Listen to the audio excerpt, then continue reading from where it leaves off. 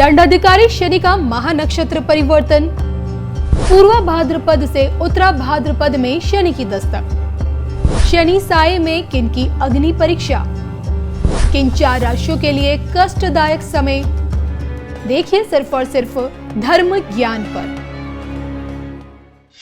नमस्कार, धर्म ज्ञान के दर्शकों का स्वागत है। कविता राणा मेरे साथ हमेशा की तरह जाने माने एस्ट्रोलॉजर मयंक शर्मा जी। मयंक जी, स्वागत है आपका। धन्यवाद कविता जी। धर्म ज्ञान के सभी दर्शकों को सादर नमस्कार। आपका हर पल मंगलमय हो।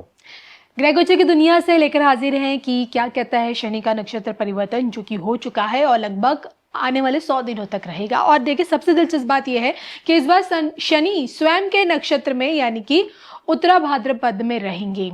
तो जब तक शनि अपने नक्षत्र में रहेंगे तब तक का समय यानी कि 100 से ऊपर दिनों का जो समय है, किन 4 चुनिंदा राशियों के लिए भारी रह सकता है, किन 4 चुनिंदा राशियों के लिए कष्टदायक साबित हो सकता है, किन 4 चुनिंदा राशियों को फूंक फूंक कर कदम रखने की जरूरत है। और वो 4 चुनिंदा राशियां कौन सी है, यही आज हम जानेंगे आज के इस वीडियो में।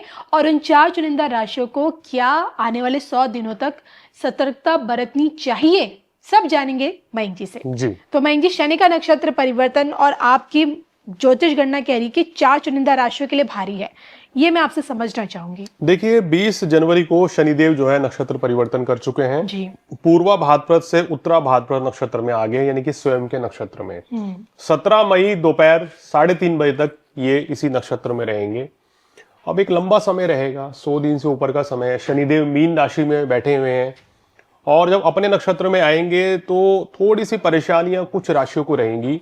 हम ये नहीं कह सकते कि इन राशियों के लिए सारा समय ही खराब रहेगा, लेकिन यहां सिर्फ बात हो रही है शनि के नक्षत्र परिवर्तन की, यानी कि शनि का जो पॉजिटिव रिजल्ट्स है वो इन राशियों को थोड़ा कम मिलेगा। ऐसा भी नहीं कह सकते कि पूरी तरीके से इनको खराब ही परिणाम मिलेंगे, लेकिन परेशानियां दिक्कतें बढ़ेंगी, तब जाके काम पूरे होंगे। स्वास्थ्य संबंधी परेशानियां रह सकती हैं। लेन देन के मामले में सतर्कता रखनी होगी, अपने स्वास्थ्य का ध्यान रखना होगा जैसे मैंने बोला, और नए काम कारोबार की शुरुआत अपनी जन्मपत्री दिखाकर ही करनी होगी। तो थोड़ा सा अलर्ट रहें, सावधानी पूर्वक चलना होगा, कहीं ऐसा ना हो जाए कि कोई आप अपना नुकसान करा बैठे। तो ये 4 राशि वाले इस समय तक 17 मई तक थोड़ा सा सावधानी पूर्वक चलेंगे, शनिदेव के उपाय पूजा पाठ करेंगे तो चीजें धीरे धीरे बेहतर होती चली जाएंगी। बिल्कुल। और साल की शुरुआत में शनि का नक्षत्र परिवर्तन, जैसे कि मैंने आपको बताया ना, कि शनि अपने नक्षत्र में यानी कि स्वयं के उत्तरा भाद्रपद में मौजूद हैं। तो आइए 4 चुनिंदा राशियां मयंक जी की कैलकुलेशन के हिसाब से वो कौन सी है, इस पर हम जानेंगे। मयंक जी, पहले नंबर पर मैं जानना चाहूंगी। पहले नंबर पर मेष राशि ही है, क्योंकि मेष राशि को शनि की 7.5 चल रही है। ये बात समझिए, शनि 12वें भाव में अपने ही नक्षत्र में आ गए हैं, तो यहाँ खर्च की वृद्धि रह सकती है।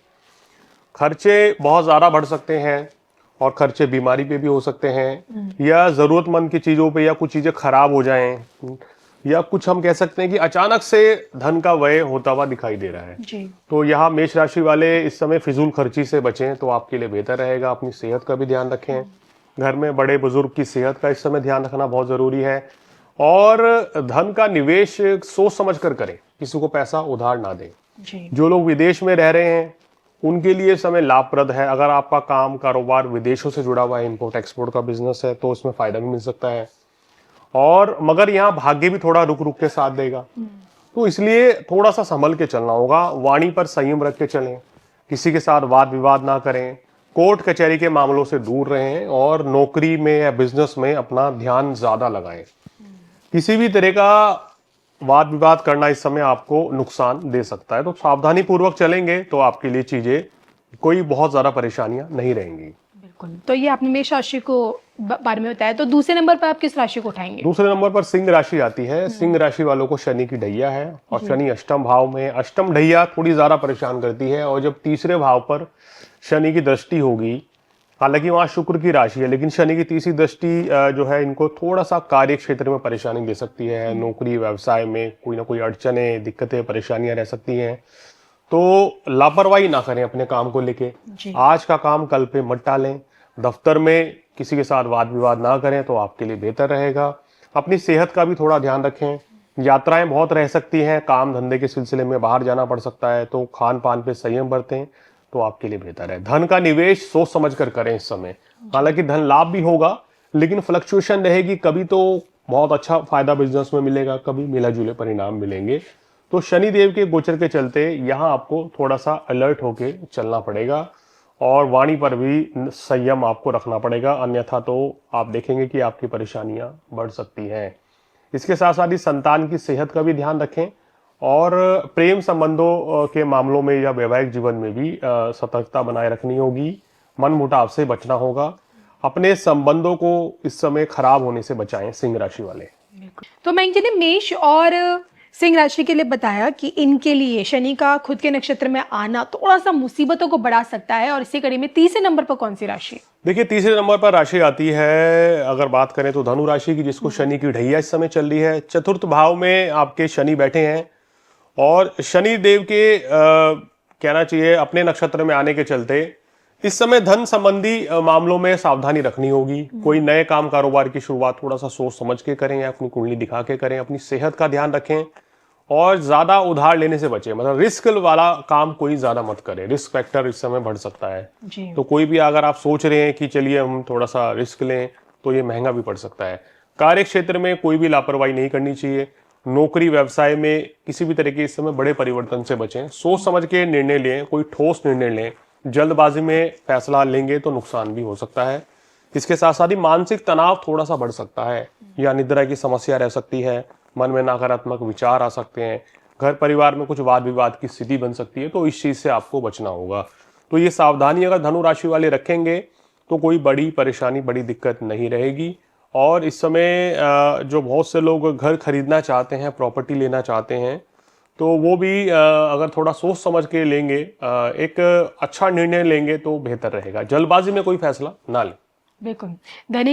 धनु के अलावा अगली राशि चौथे नंबर की? चौथे नंबर पर मीन राशि है, जहां शनि देव बैठे हैं। और मीन राशि में जब अपने नक्षत्र में शनि आ रहे हैं तो थोड़ा सा ये एक टेस्टिंग टाइम मीन राशि वालों के लिए रहेगा, खासकर आपके कार्य क्षेत्र को लेके। कार्य क्षेत्र में जिम्मेदारियां इस समय बहुत ज्यादा बढ़ सकती हैं और ये देखेंगे घर पे भी चैलेंजेस और ऑफिस में भी चैलेंजेस, यानी दोनों जगह आपकी जिम्मेदारियां बहुत ज्यादा रहेंगी मीन राशि वालों को। तो इस समय आपको सबसे पहले तो अपनी सेहत का ध्यान रखना है। शनिदेव शरीर में आलस्य, नकारात्मक ऊर्जा पैदा कर सकते हैं, सेहत को खराब कर सकते हैं। तो आप सबसे पहले अपने आप को फिट रखें तो आपके लिए बेहतर रहेगा, क्योंकि अगर शरीर आपका स्वस्थ रहेगा तो तभी आप सभी कार्य बेहतर तरीके से अंजाम दे पाएंगे और जिम्मेदारियों को निभा पाएंगे।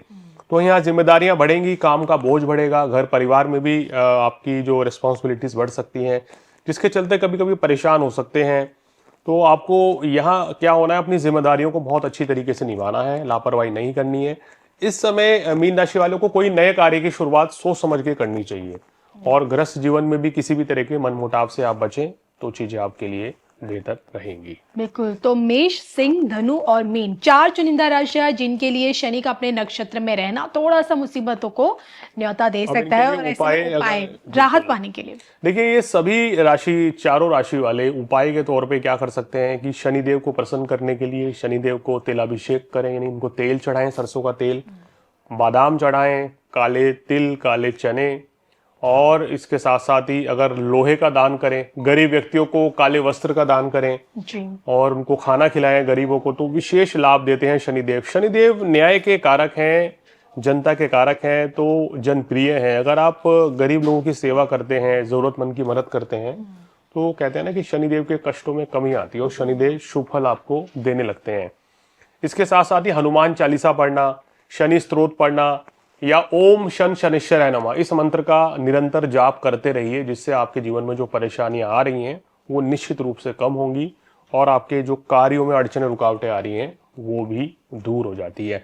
अब जिस राशि के ऊपर शनि का इम्पैक्ट रहता है, कविता जी, उनको नजर भी बहुत जल्दी लगती है जी। तो अगर ये राशि वाले अपनी नजर भी उतरवाएं तो आपके लिए और भी चीजें अच्छी हो जाएंगी। बिल्कुल। मयंक जी से जाना है किस प्रकार से अब की बार का शनि का नक्षत्र परिवर्तन किन चार चुनिंदा राशियों के लिए थोड़ा सा मुश्किलें लेकर आ रहा है। मुझे मयंक जी को दोनों को अनुमति दीजिए, पुनः मिलेंगे नए ग्रह गोचर के साथ। तब तक के लिए नमस्कार।